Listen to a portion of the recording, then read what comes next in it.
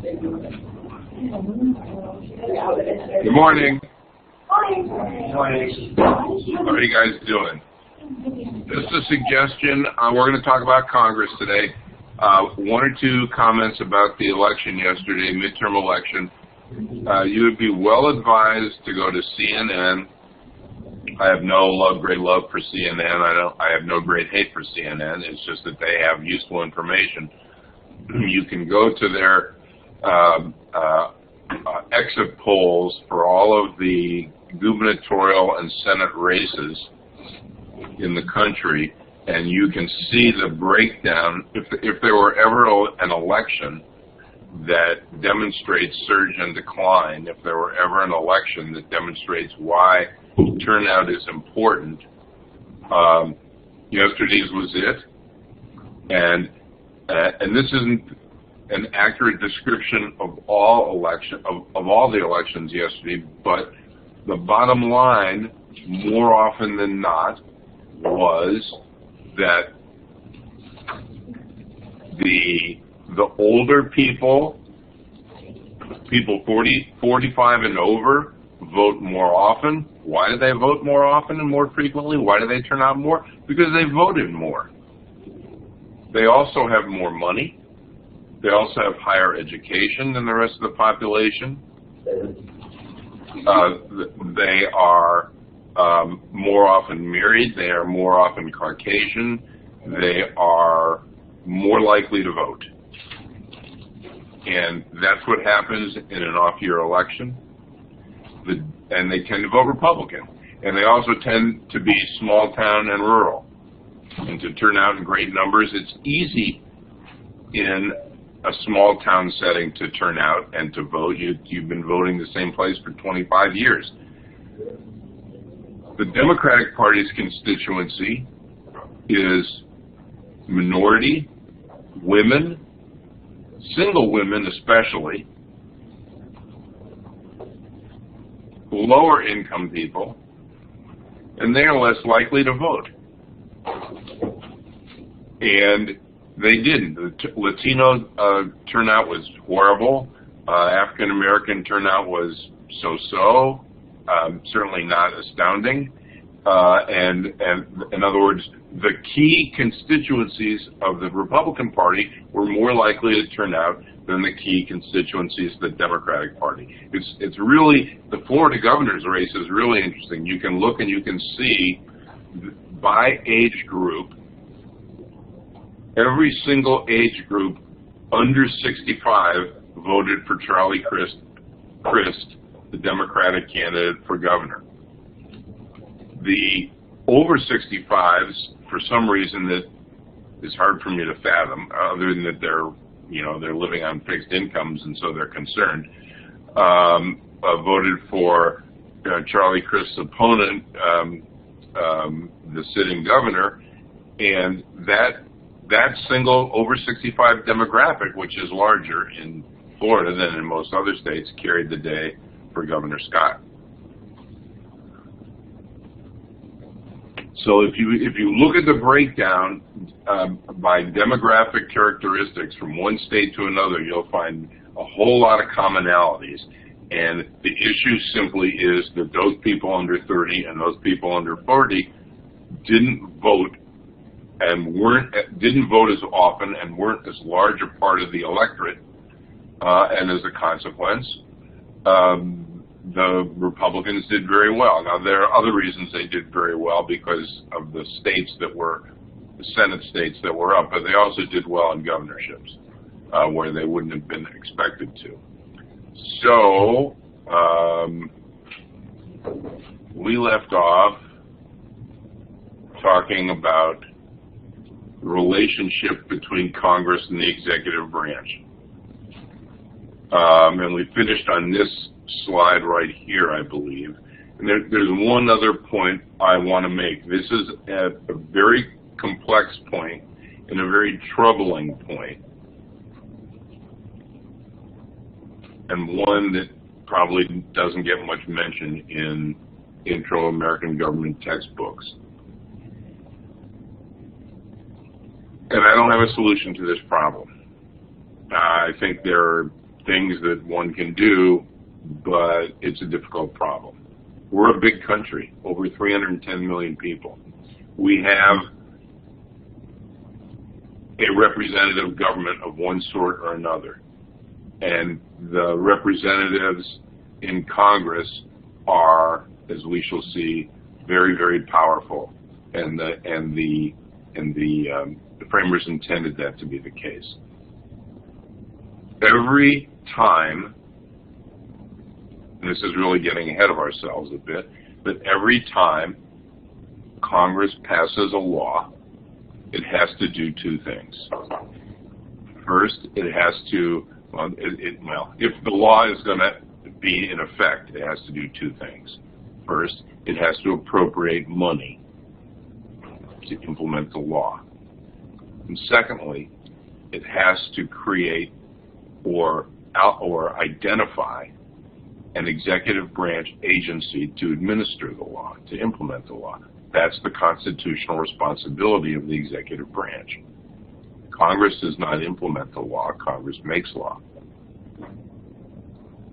So, what am I saying? What I'm saying is, in a representative democracy, such as the one that we have, every time Congress passes a law, it empowers some bureaucratic agency to enforce it. And the more laws that are passed, the more work agencies have to do, and the less powerful Congress becomes vis-a-vis the executive branch agencies. This is in addition to the fact that the executive branch becomes more powerful over time as a consequence of world affairs and foreign policy.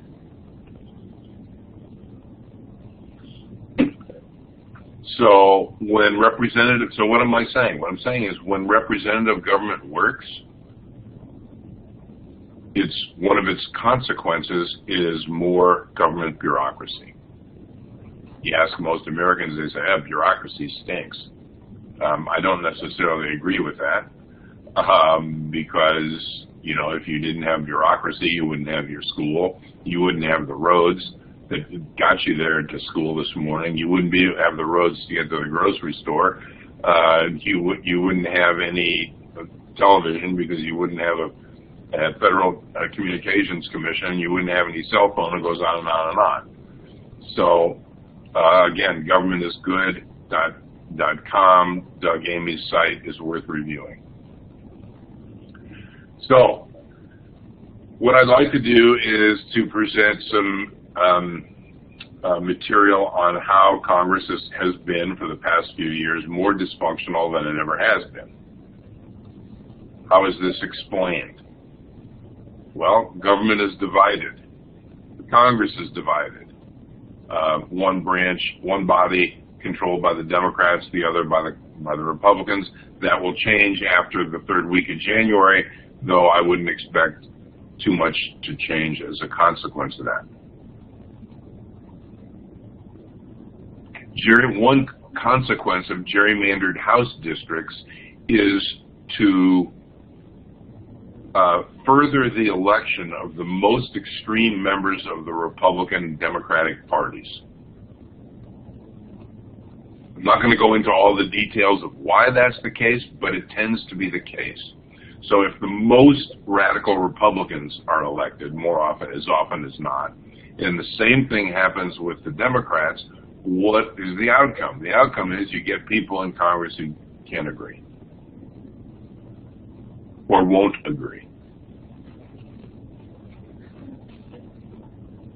The distribution between Democratic and Republican states nationally is about equally divided.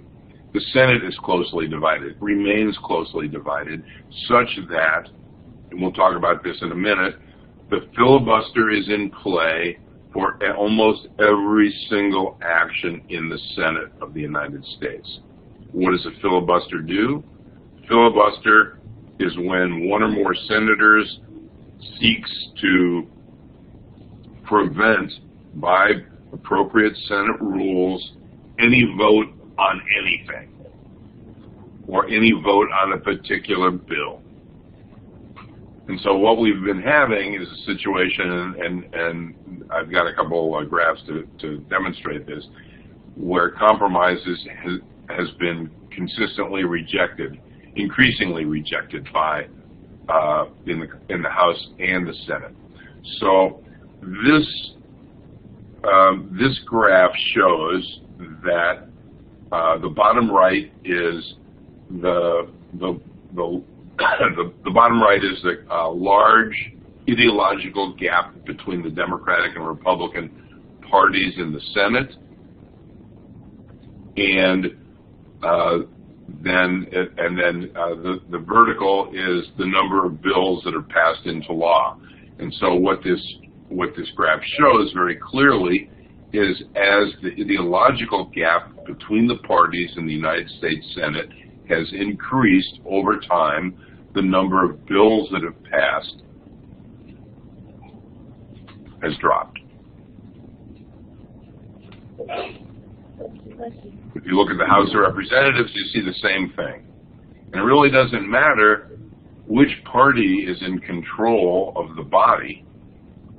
What it shows is that the greater the ideological gap in the Congress, both the House and the Senate, the less likely it's been to pass any legislation whatsoever. And I might add, this even includes budgets. So a political scientist at University of Miami has pointed out the growing importance of the filibuster as a weapon in the United States Senate. And the quote at the first bullet pretty much says it. Over the last 50 years, we've added a new veto point in American politics. It used to be the House, the Senate, and the President. In other words, in order to get a law passed. Now it's the House, the President, the Senate majority, and the Senate minority. And it may not always be a partisan, it usually is, but it need not be one party invoking a filibuster. But bottom line is, now you need 4 veto points to pass a legislation, and actually there's more than that. And if you're working on your paper for the next assignment, you probably have identified a number of veto points along the way in the legislative process. So the filibuster is a measure of party polarization, like what we saw in the previous 2 graphs. He says, before the 2 parties became reasonably unified, well, let's put it this way. 40 years ago, 50 years ago, the parties in the House and in the Senate were not so ideologically opposed to one another. Yes, political party was the single most important determinant of the way congressmen and senators voted. However, the amount of unity in the Congress, in party voting in the Congress has skyrocketed in the past few years.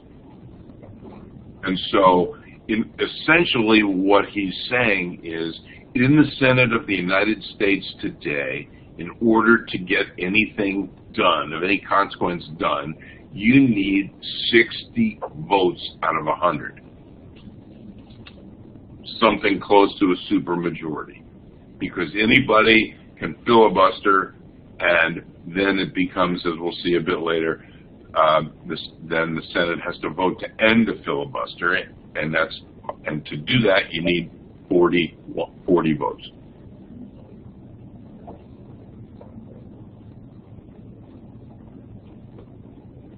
And so the Senate, as a consequence, in recent years has not been passing very much legislation. This is an image of the growth of the filibuster over time, going back all the way to 1917, almost 100 years. And what you can see is, and again, the filibuster exists only in the United States Senate, not in the House of Representatives. And what you can see is at the peak, 140 motions filed for filibuster in the U.S. Senate. The number of cloture votes, cloture is a vote, is a decision, is a process that puts an end to a filibuster with certain stipulations. And cloture has actually been approved less than half the times. At its peak, no more than 60 out of 140. So this is an example of the tremendous explosion of the use of the filibuster by whichever minority party has been in the Senate. Usually it's been the Republicans. Okay, comments at this point. Okay, so Congress doesn't work very well. It's shut down the government a couple times in the past 20 years. And and under the current president is one of those times. It can't even pass a budget. It's passed fewer laws in this congressional session than just about ever in the history of the country. I want to talk now about Congress and the constitutional foundations of Congress and its powers. This is Article 1. I don't know about you, but I have a bias about numbers. When I look at the Constitution and I look at the First Amendment, I got to ask myself, why did the framers make the First Amendment first? Freedom of speech, freedom of press, right to assemble, right to petition the government for grievances. Why did the framers start off the Constitution with the Congress? The simple but I think accurate answer is they expected and wanted this representative body to be the premier policy-making body in the national government of the United States. As I may have mentioned once before, the framers wrote the Constitution. You can read Article 1. Article 1 tells how the Congress can impeach the president before the Constitution even talks about the executive branch. Now, this is not something that one would do if one thought that the president of the executive branch should be more powerful than the legislative branch. Why does the Congress look like it does? We remember from our discussion of the Constitution the Connecticut Compromise. One group wanting representation by population. Those are the larger states with larger numbers of people. The small states wanting equality. And so what do you have? The Connecticut Compromise, you have two branches. You have a House and a Senate, one based on population, the other equal representation for each state, too. So what kinds of powers does the Constitution provide for Congress and more generally? So the types of powers might be called enumerated or expressed. Those are specifically laid out in language. Implied, inherent, that is a power that is inherent in any government, and concurrent. Concurrent powers are those that are allocated or distributed both to state and federal governments. And there's some powers that have substance. Okay? Taxing and spending. One of the things that drives me crazy is some folks accuse people in Congress of taxing and spending. Hello, America. Understand this. The whole purpose of the Congress is to tax and spend. That's what Congress constitutionally is supposed to do. It's supposed to raise revenue in various ways. It's supposed to pass laws, and then it's supposed to appropriate money to enforce those laws. If you don't like that, you don't want a federal government. It's that simple. That's what the framers intended. The commerce power. The Constitution gives the Congress of the United States power to regulate interstate commerce. Anything that is involved, your cell phone is involved in interstate commerce. Your textbooks are involved in interstate commerce.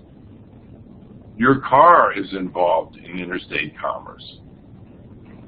There's hardly anything in the country that's not involved in one way or another in interstate commerce. Your local McDonald's is involved in interstate and global commerce. The Constitution also gives the foreign policy powers to the Senate of the United States primarily, not the House. It grants powers of enforcing protections of people's rights. It grants property and copyright power. It grants to the Congress power to amend, or in part, initiate the amendment process to admit states to the Union and to impeach federal officials. And it provides for the Senate advisory powers on presidential nominations. I have, in the next 3 slides, and I'm not going to go through these all, but you should. This is Article 1. These next few slides are Article 1 of the Constitution of the United States. And they lay out in very specific terms what the powers of Congress are. In the very first one, the power to lay and collect taxes, duties. They didn't just say taxes. They laid it on heavy. Taxes, duties, imposts, excises, to pay debts, provide for the common defense and general welfare, to borrow money. And then it goes down, the next one, regulate commerce between the states, among other things. Establish rules of naturalization, that deals with immigration. Next, coin money. Next, another financial thing. Next, establish post offices and post roads. Promote the progress of science and the arts. Create additional federal courts beneath the Supreme Court. Declare war.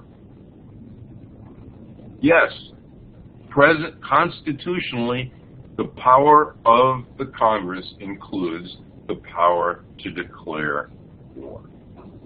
And it goes on, to raise and support armies, to provide and maintain a navy,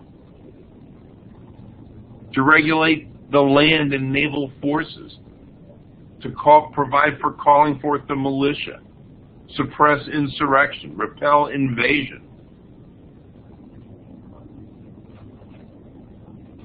You might notice the term militia in here as part of the powers of the Congress, something that's widely overlooked by those who don't have an understanding of what the Second Amendment means. To regulate and legislate for the District of Columbia. And now, at the end of all of these powers, express or enumerated powers, this phrase at the bottom of this slide, to make all laws which shall be necessary and proper, this is why it's called the Necessary and Proper Clause, for carrying into execution the foregoing powers, and they could have stopped there, but no, the framers didn't stop there. They said, and all other powers vested by the Constitution in the government of the United States or in any department or officer thereof. This is a huge grant of power by the framers in the Constitution to the Congress of the United States. You not only have these specific powers, which are already considerable that we've laid out, but any power that this Constitution provides, you can regulate and make laws governing them, even involving other branches, other parts of the U.S. government. So this is the Necessary and Proper Clause.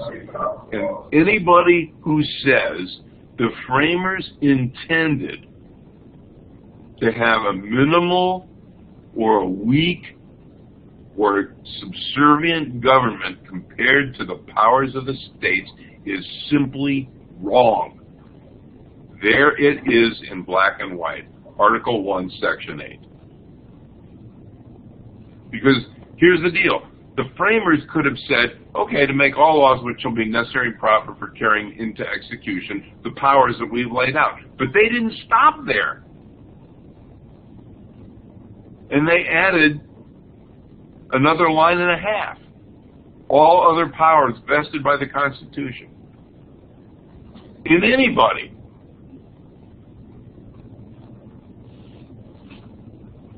This is not to say that they provided or expected Congress to be a dictator, but they clearly understood the need for an effective government, and the articles were not that.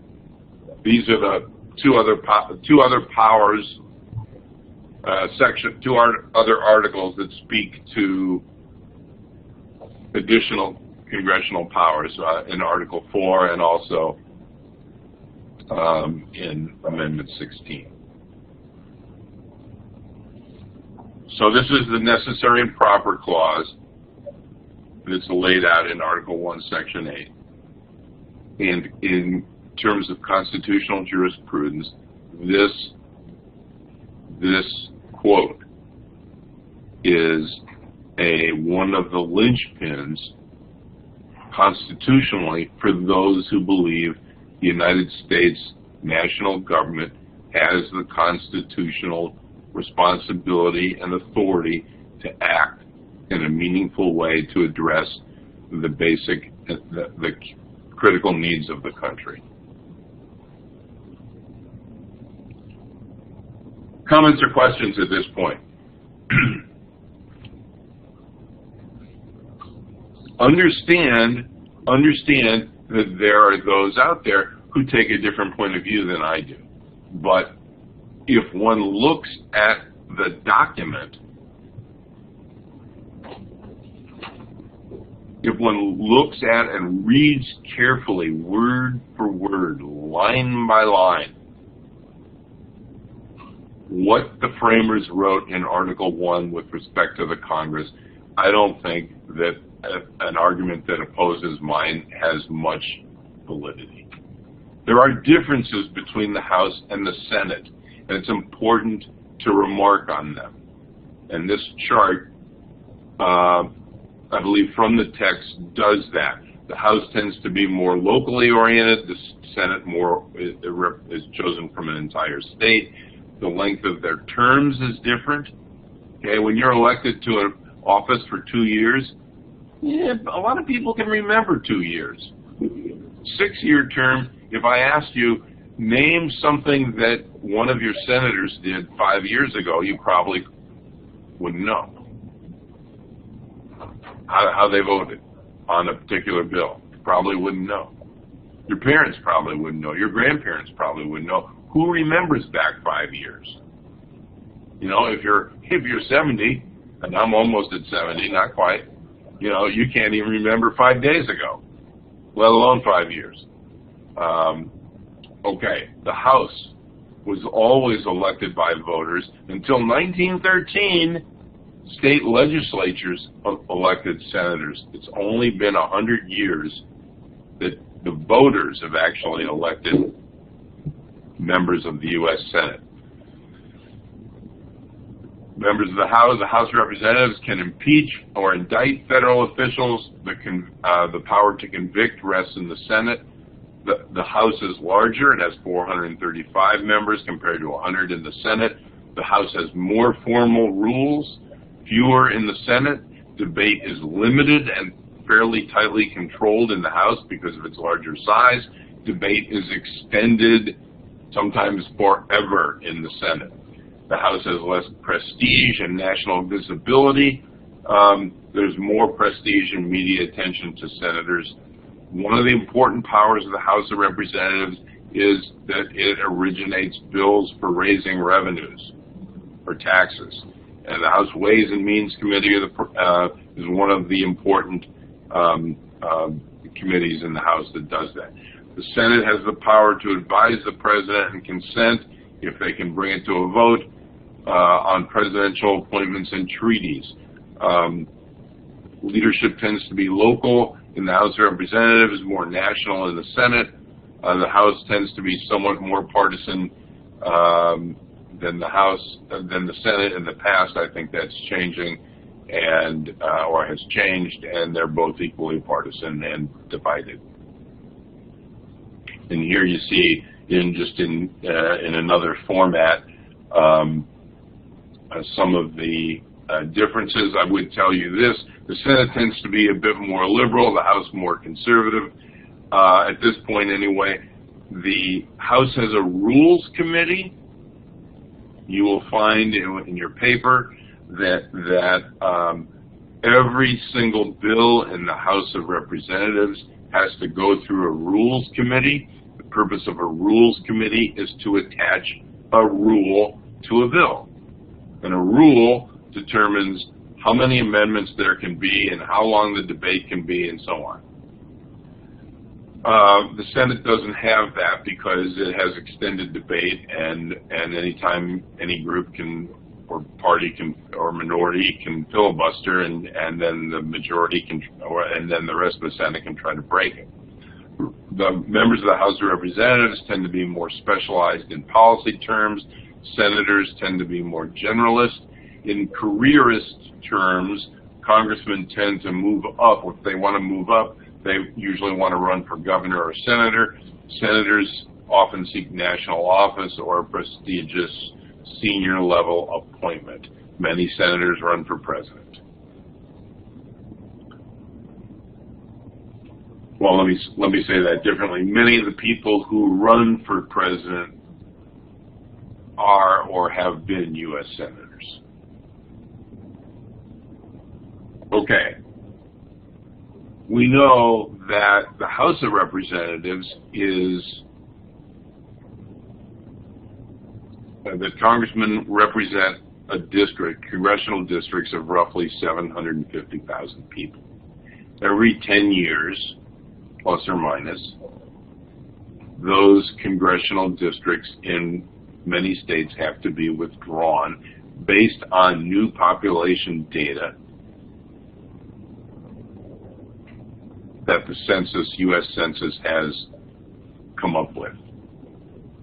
And so one of the things that both parties do, when the Republicans are in power, they do it. When the Democrats are in power in state legislatures, they'll try to do it too, is to gerrymander legislative districts or congressional districts for partisan advantage.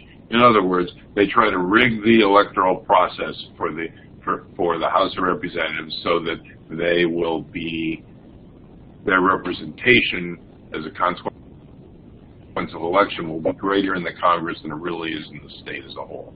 And the way you do this is packing, by lumping the other party's voters in one area, or cracking, splitting up groups of voters so that they can't constitute a majority in any district.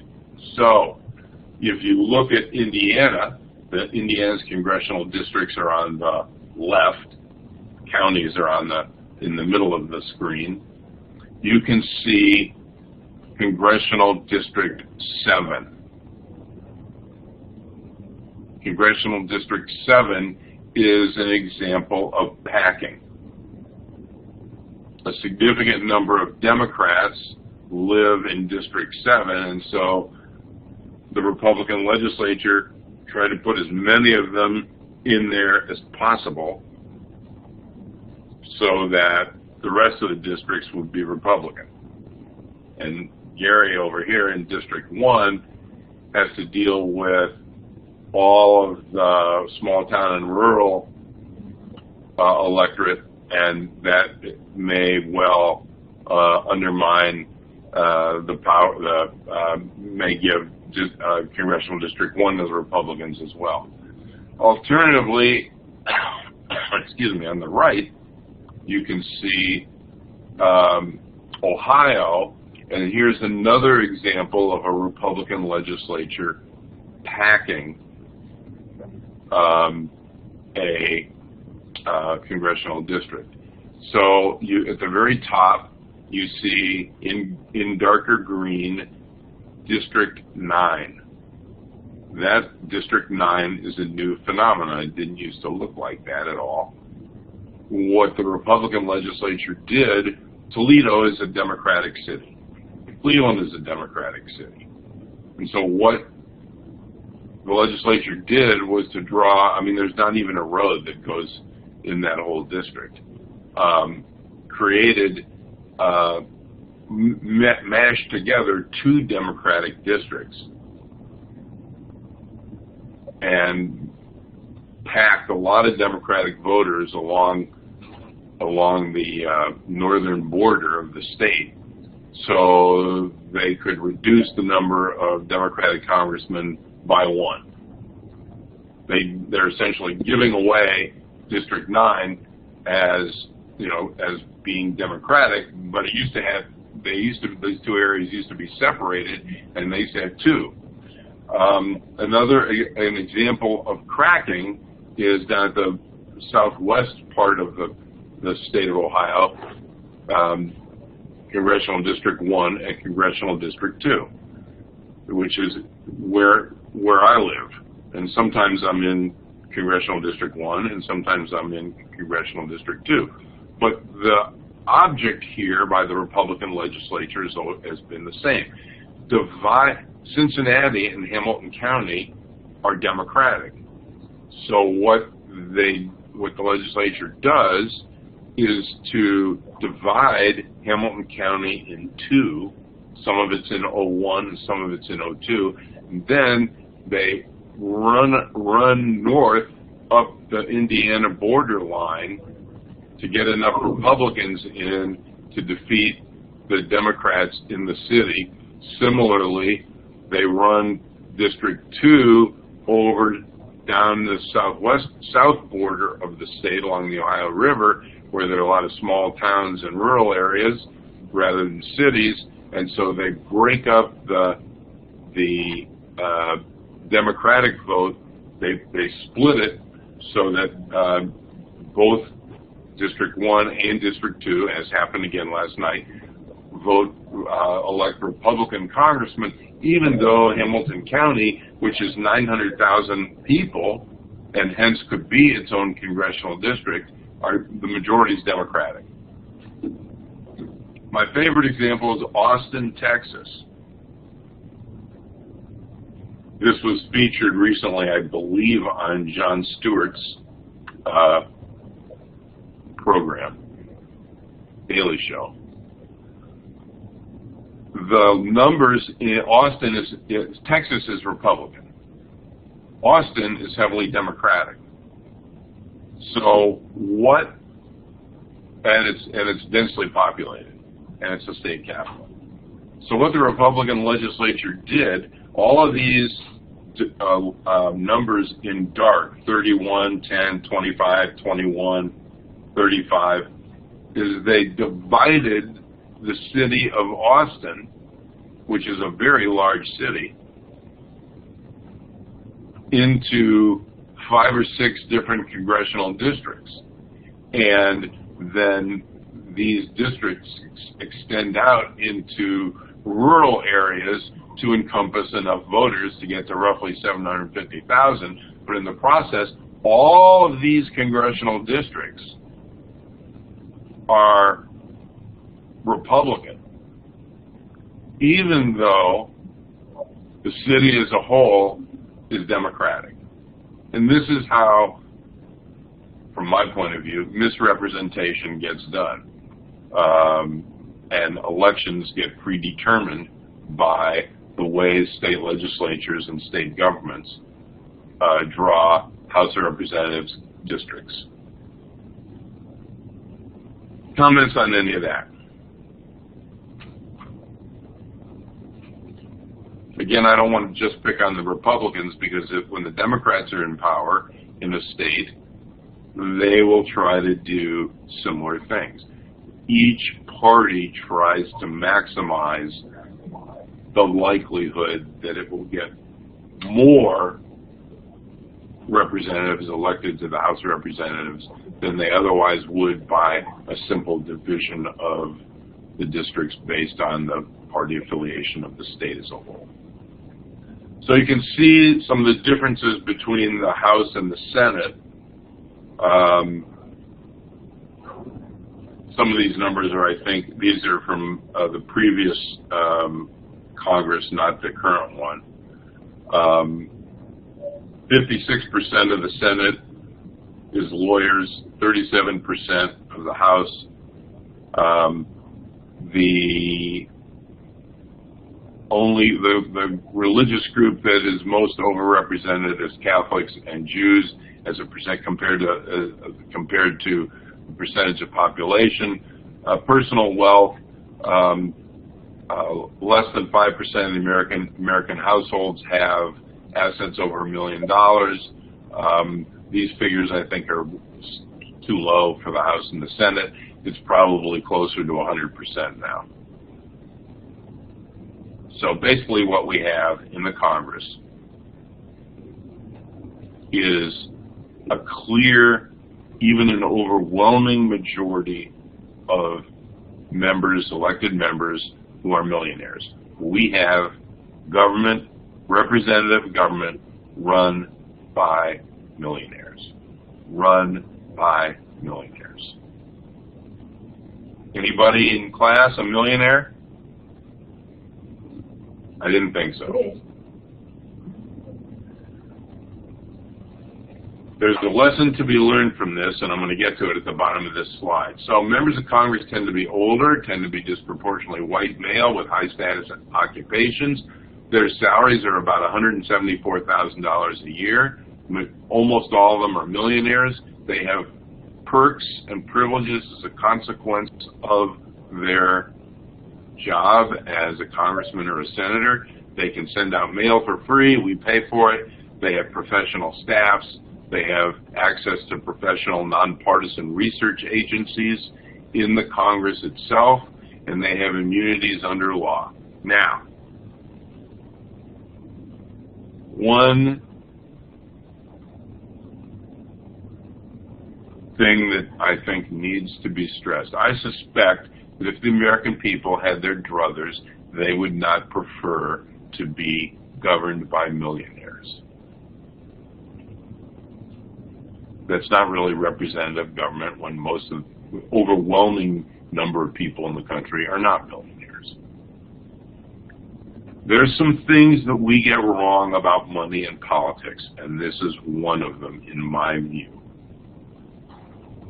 First of all, can we note that major university and college basketball and football coaches, many of them make salaries in excess, well in excess of $2 and $3 and $4 million a year.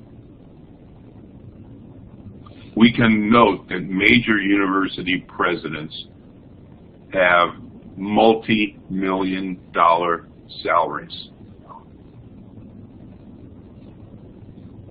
We can note that governors even have decent salaries.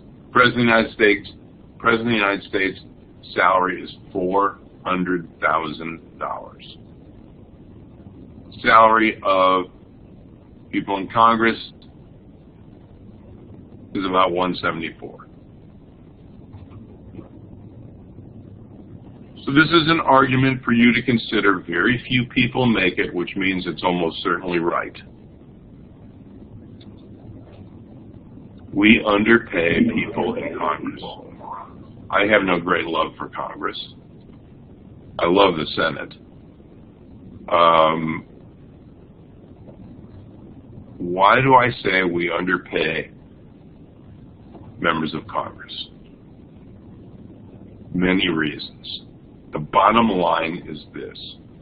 Nobody who is a normal human being in our country can afford to be paid $174,000 a year and be in Congress. First of all, you live in one state, but you work in Washington, D.C. That means you need 2 residences. Real estate in Washington, D.C. is through the roof. Maintaining one residence is hard enough. Maintaining two is impossible. Literally impossible. You'd have to live in a flop house to be able to afford a regular house somewhere in some state and work and live in Washington, D.C. And even then, I don't think you could do it because you need expenses to be a congressman or a senator who is effective. So what happens, and this isn't true just for Congress, this is true in general, what happens when the law provides lousy, low salaries for political officials? The answer is simple. The only people who can afford to hold office are rich people, are millionaires, and multi-millionaires. $1 million is nothing. Is nothing. If you want money to not determine the outcomes of American politics, if you want to be governed by people who aren't 100% millionaires, you have to make it possible for somebody who's not a millionaire to hold office. So I'm not saying the members of Congress have earned their salaries. You know, I think this Congress has done a dreadful job. But you need to understand that actions have consequences in life and in politics. And if you woefully underpay somebody, given their responsibilities and the seriousness and high calling of their work, if you want to woefully underpay them, then what you are doing is setting up government by multimillionaires, and that's what we have. Comments?